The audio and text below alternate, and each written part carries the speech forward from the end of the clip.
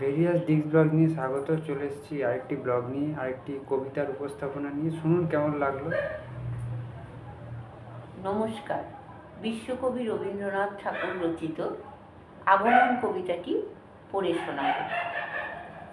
তখন রাত্রি আঁধার হলো, সাঙ্গ হলো কাজ, আমরা মনে ভেবেছিলেম আসবে না কেউ আজ।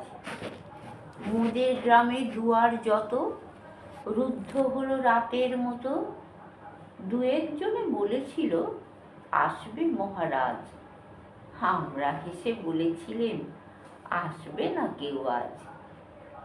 দ্বারে যেন আঘাত হলো, শুনেছিলেম সবে, আমরা তখন বলেছিলেম বাতাস বুঝি হবে।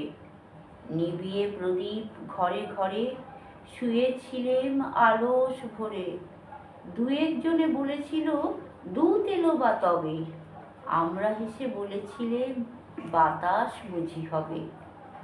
নিশীথ রাতে শোনা গেল কিসের যেন ধ্বনি, ঘুমের ঘরে ভেবেছিলেম মেঘের গরজনি।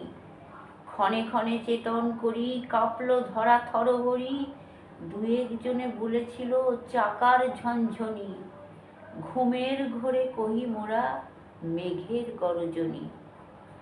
তখনও রাত আঁধার আছে, বেজে উঠল ভেরি, কে ফুকারে যাবো সবাই আর করো না দেরি।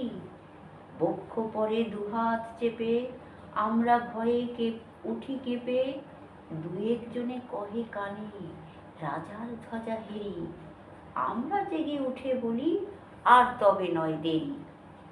কোথায় আলো, কোথায় মালা, কোথায় আয়োজন, রাজা আমার দেশে এলো, কোথায় সিংহাসন। হায়রে ভাগ্য, হায়রে লজ্জা, কোথায় সভা, কোথায় সজ্জা। দু একজনে কহে কানে বৃথা এ ক্রন্দন, রিক্ত করে শূন্য ঘরে করো অভ্যর্থন।